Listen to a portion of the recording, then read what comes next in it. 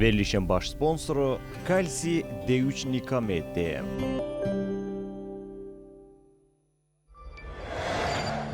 İdman həkimi, fizioterapevt Fərid Səlimovun sponsorluğu ilə Ay Həkim verilişinə baxırsınız.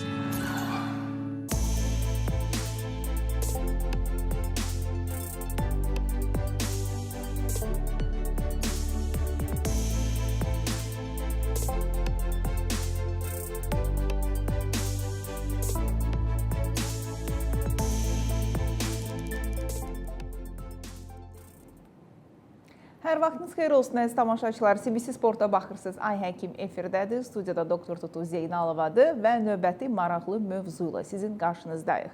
Müasir dövrün, digital aləmin, komfortun, rahatlığın, sosial şəbəkələrin bizim həyatımıza təsiri və xüsusilə də bizim sağlamlığımıza təsirindən danışacağıq. Bu haqda müxtəlif verilişlərdə, müxtəlif müzakirələri yəqin ki, eşitmişsiniz. Amma əsas maraqlı tərəfi beynimizə olan təsiridir ki, bu bizə gələcəkdə necə geri dönəcək? Müsbət geri dönəcək, yoxsa mənfi geri dönəcək? Çünki ötən il aparılan elmi çalışmalar və nevrologiyada populyarlıq qazanan bir termin oldu, brain rot. İndi bilmirəm, təzə termindir, yoxsa əvvəllər də olub, yəni beyin çürüməsi və alimlər iddia edirlər ki, bu problemləri hər gün biraz daha çox insan yaşayır və yaşamağa davam edəcək. Bir sözlə problem dərinləşəcək. İstənilən halda bizim qonağımız bu sahədə çalışan mütəxəssis nevroloq doktor Mərziyə Muxtarova məncə bu mövzuda bizə daha ətraflı və dəqiq məlumat verəcək. Xoş gəlmisiniz doktor. Çox şadam sizi növbəti dəfə bizim studiyamızda görməyimə. Və gündəlik düzdür, klinikada görüşürük. Çünki biz Mərziyə xanımın eyni xəstəxanada çalışırıq, mərkəzi klinikanın əməkdaşlarıyıq və vaxtaşırı sağ olsun, məni qırmır gəlir və bu maraqlı mövzularda öz fikrini deyir. Çünki siz həm sığorta xəstələri, həm özəl xəstələriniz, pasiyentləriniz çox olduğu üçün daha çox xəstə müraciət var sizə, axın daha çoxdur deyə daha çox görürsünüz və təcrübənizdə yəqin ki, belə halları daha çox müşahidə edən həkimlərdən birisiniz. Buyurun, nə düşünürsünüz? Bu sosial şəbəkələrin beynimizə təsiri necədir? Müsbətdir, yoxsa mənfidir? Nə olacaq bu işlərin axırı?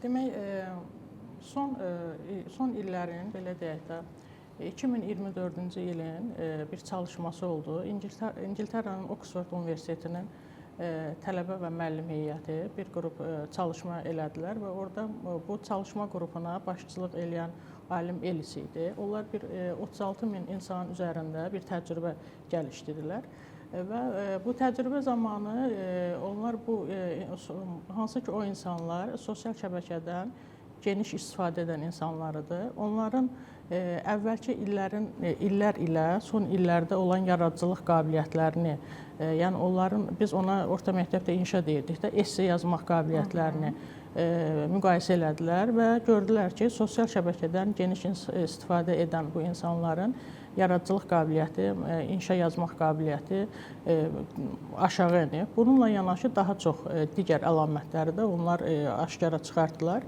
və dünya terminologiyasına ilin bir sözünü daxil elədilər, brain rot, yəni beyin çürüməsi. Brain rot, beyin çürüməsi sözü, yəni beyin çürüməsi məcazi mənada deyilir, amma necə ki 2021-ci ildə dünya terminologiyasına vaksinasiya termini daxil oldu. Ondan əvvəlki il 2019-cu ildə qlobal iqlim dəyişkənliyi ilə əlaqədar bir termin daxil oldu dünya terminologiyasına. Eləcə də 2024-cü ildə brain rot ilin kəlməsi kimi tanındı və buna görə bir mükafatlandırıldı o universitet. Məlum oldu ki, brain rot zamanı beyində hansı dəyişikliklər gedir. Brain rot demək nədir? Bu geniş sosial şəbəkə istifadəçiləri burada məlumatları qısa müddətdə istifadə elədikləri üçün, məsələn, deyək ki, davamlı TikTok istifadəçiləri belə fırladırsa, qısa müddətli məlumatların beyinə vurduğu zərərdən aşkar danışdılar və onun beyinə vurduğu zərər nədən ibarətdir? Birinci, insanlar ilk öncə bu qısa müddətli informasiya insanı yormur və daha çox informasiya əldə etmək istəyir və ardı-ardıya çoxlu informasiyalar qarşısına çıxır və bu informasiyaların heç bir insanın beyin yaddaşında toparlanmır və yaddaşında qalmır. Sanki bu qısa informasiyalar insanda bir maraq yaradır və bir sosial şəbəkə asılılığı yaradır. Sosial şəbəkə asılılığı zamanı bu insanın beynində dopamin dediyimiz bir neyromediator var. O neyromediatorun sintezi artır. Həz neyromediator. Həz neyromediator. Bu neyromediator dopamin beynimizin sinir hüceyrələrinin bizim insan orqanizminə bəxş elədiyi bir mükafatdır. Yəni buna mükafatlandırma hormonu deyirlər. Biz məsəl üçün sevinəndə, güləndə, biz hansısa məsələn toyda, düyündə oynayan zaman bu bizim hormonumuz artır. Biz ona görə özümüzü xoşbəxt hiss edirik və həyata olan marağımız, istəyimiz, məsəl üçün hər hansı bir yaradıcılıq qabiliyyətimiz, o bizim beynimizdəki o motivasiya hissini o dopamin yaradır.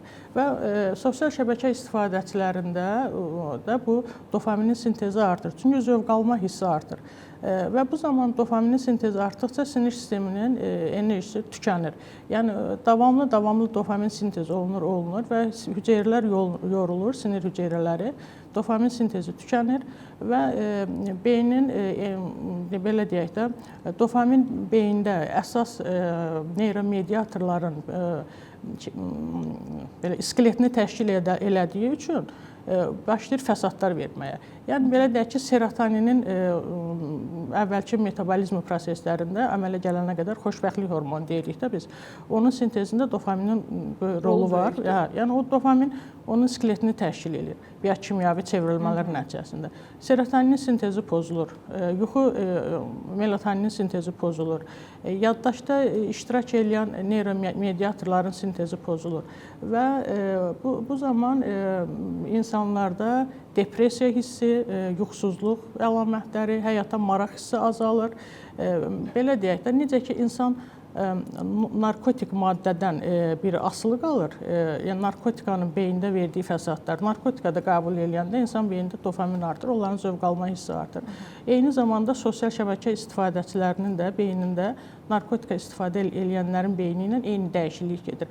Yəni bunu həmin bu araşdırmalar göstərir ki, buna bir kollektiv tənəzzül dedilər. Yəni insanların beyni getdikcə kollektiv tənəzzülə uğrayacaq və bunu gələcəyin böyük bir bəlasına adlandırdılar ki, insanların bu zaman onların yaradıcılıq qabiliyyəti, yazma qabiliyyəti, oxuma qabiliyyəti, yaddaş qabiliyyəti, motivasiya qabiliyyəti tamamilə düşəcək aşağı. Ya getdikcə də bu düşür. Məsəl üçün mən belə deyim də, bizə müraciət edən xəstələrdən son zamanlar, məsələn, yığdığımız anamnezdə, məsələn, əksər müraciət edənlərin əlamətləri yuxusuzam, depressiyam var, yaddaşım pisdir, həyata marağım yoxdur, işə marağım yoxdur, səhər yuxudan əzgin dururam.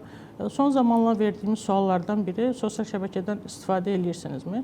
Bəli, istifadə edirəm və ondan asılıyam, özümdən asılı deyil, davamlı TikTokda mən istifadə edəcəyəm.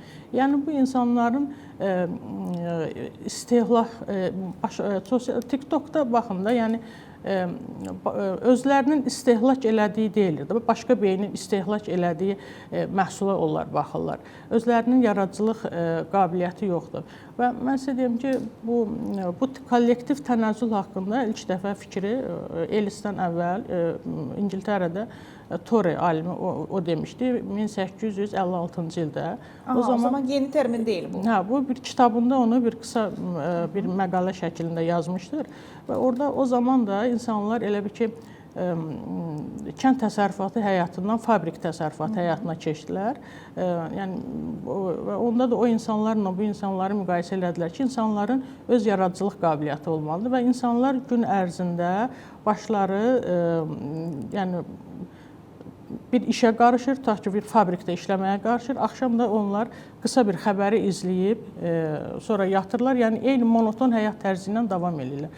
Və o bildirir ki, bu gələcəkdə insanları kollektiv tənəzzülə aparacaq. Və Ellis də bu dövrlə o dövrü müqayisə elədi və bu terminologiyanı müasir dövrə gətirdi və belə bir brain rot termini işlətdi və xəbərdarlıq elədi ki, mümkün qədər sosial şəbəkədən istifadəni azaltmaq və dünyaya bunu bir termin kimi işıqlandırdı və çatdırdı ki, insanlar bundan mümkün qədər az istifadə eləsinlər.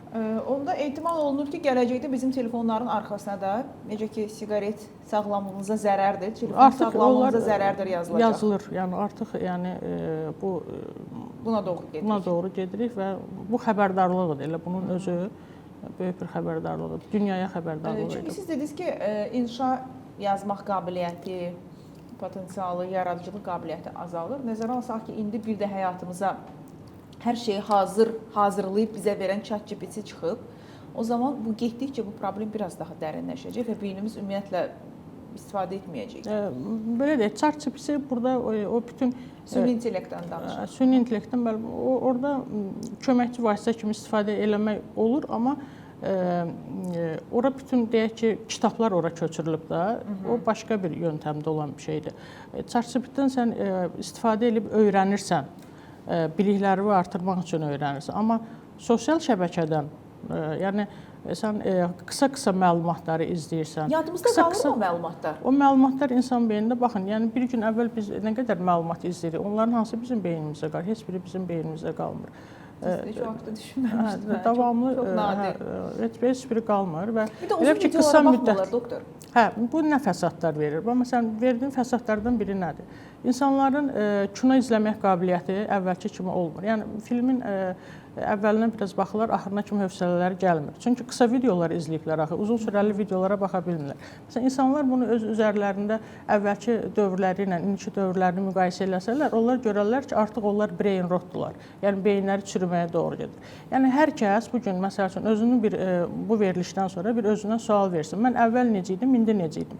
Yəni insan əvvəl bir filmi başdan axıra kimi izləyə bilirdim, indi izləyə bilmirəm, səbrim çatmır, biraz baxıram, izləmirəm. Bu brain rotdur. İkinci, insan bir kitabı, hansısa bir mövzunu axıra kimi 3 vərəq, 4 vərəq, 5 vərəq oxuya bilirdi. İndi oxuya bilmir. İndi bir vərəq oxuyur, arxasına gedə bilmir. Bu brain rotdur.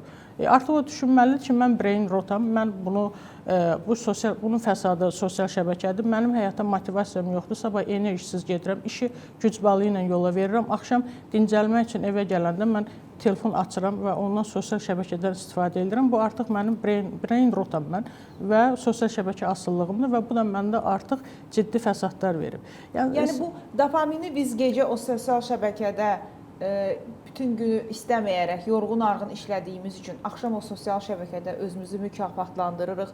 Olan qalan dopamini də azaldırıq, bəli. İşlədirik, səhər yenə yorğun oyanırıq. Biz gecəni normal yatmalıyıq ki, bizim sabaha serotoninimiz olsun. Biz xoşbəxt həyatımıza gedək, enerjimiz olsun, xoşbəxtlik hissimiz olsun. Biz gecə dopaminimizi tükədib sabah işə gedirik. Yəni beynimizin ehtiyatı yoxdur ki, o bizi motivasiya eləyib aparsın. Bax, soruşsaq biz əksər insanlardan siz işə həvəslə gedirsiniz, deyəcəklər yox. Sanki onlar nəyəsə görə məcburdular da. Kimsə işində bir yaradıcılıq qabiliyyəti yoxdur. Onlar ancaq monoton həyat yaşayırlar da, iş qazanclarını əldə eləsinlər, həyatlarını davam eləsinlər, ay bitsin, maaş alsın və belə. İnsanların yaradıcılıq qabiliyyəti olmalıdır da. İnsanlar bu cür nəyisə yaratmalıdırlar, qurmalıdırlar, hansısa bir iş karyerasında inkişaf etdirməlidirlər. Amma bunlar yoxdur indi demək olar ki, onu insanlar onu görürlər artıq. Bunu hiss eləyən də var, hiss eləməyən də var, amma başa düşmür bunun səbəbini. Ki, mən nədən beləyəm? Və artıq o insanların həyatından sosial şəbəkəni çıxardırsan, müalicəsinə başlayırsan, biraz həyatını dəyişdirməyə tövsiyə edirsən. Məsələn, telefon asıllığından, sosial şəbəkə asıllığından necə qurtulmaq olar? Necə qurtulmaq olar? Biz özümüz Instagramdan çıxırıq, Facebooka giririk, Facebookdan çıxırıq, TikToka giririk, oradan çıxırıq, maila baxırıq, sonra WhatsApp-a, sonra fikirləşirik ki, o 2 dəqiqədə birdən Instagramda nəsə olub, bu görməmişəm, təzədən giririk ora. Məsələn, o brain rotda bizim verilişimiz idman verilişidir. Deyək ki, idmana da maraqları azalır. Əvvəlki kimi halı olmur getsin. Yəni əvvəl zövq alırdı idmana gedəndə, indi zövq almır. Çünki o brain rotdur. Telefonda daha zövq alır oturub onun şəbəkəni izləməklə. Nə gəldi ağlıma, doktor, sözünüzü kəsirəm. İdman edərkən bəzən məsələn qaçış bandında da qaçarkən də əgər o videoları izləyirsə, o zaman o idmanın verdiyi nəticə də heç olacaq. İdman izləyici sosial şəbəkə izləyirsə, idman edə olmaz. Bir də siz dediniz ki, hövsələmiz çatmır filmlərə baxmağa. Ağlıma gəldi ki, biz doğrudan da son vaxtlar hansısa bir video izləməliyəm, deyək ki, təlim kinonu qoyuram, filmi qoyuram bir yana və ya hansısa filmi izləməliyəm, sadəcə bilim görüm nə oldu orada hadisələr, serial deyək ki. Baxıram ki, çox adam deyir ki, yoxsa YouTube-da baxaram və YouTube-da sürəti 2 qoyub baxır, sürətlə baxır. Hövsələsi çatmır. Bunun nəticəsi qısa videolardır. Bəli, brain rotdur. Qısa videolarda da bax uşaqların əlinə telefon verirlər. Uşaqlar o heç hiperaktiv sindrom uşaqlar var. Bəli, bəli. Bu gün uşaq gəlir dayanmır. Baxırsan ora qaçır, bura qaçır. Evdə valideyni görür, ana görür. Körpəliyindən uşağına video verir. Uşaq o qısa videolara baxmaqdan bu gün o da brain rotdur.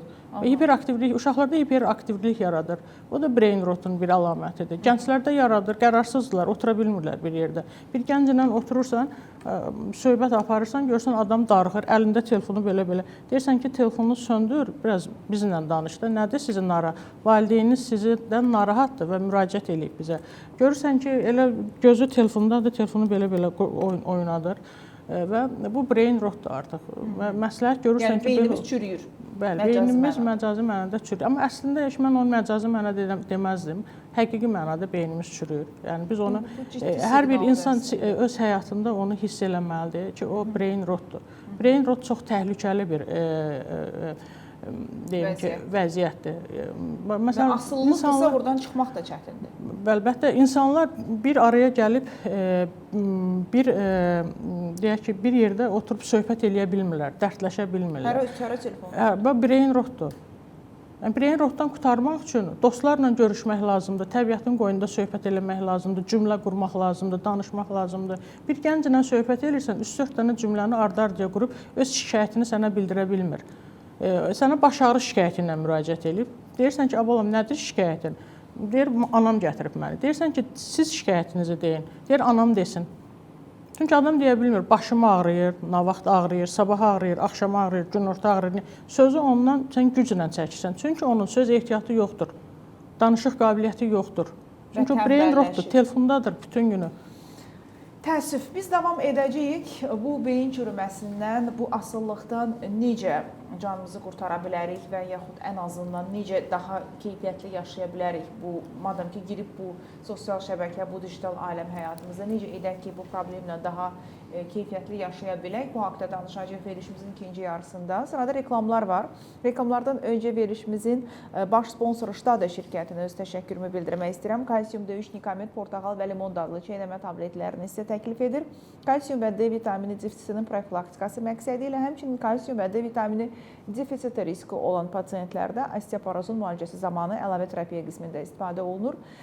Kalsium D3 Nikamet 25 ildən artıq mövcuddur və sınanmış preparatdır. Təşəkkür edirik baş sponsorumuz Ştada şirkətinə. Digər sponsorumuz isə Böyük Britaniya təhsili idman həkimi Fərid Səlimovdur.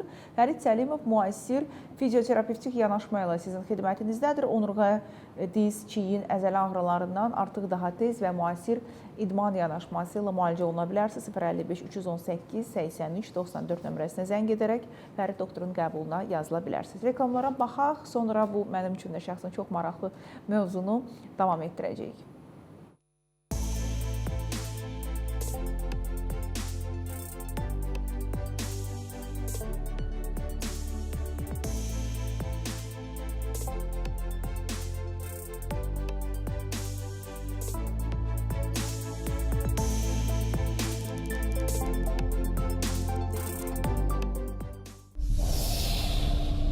Verilişin baş sponsoru Kalsi D3 Nikamet.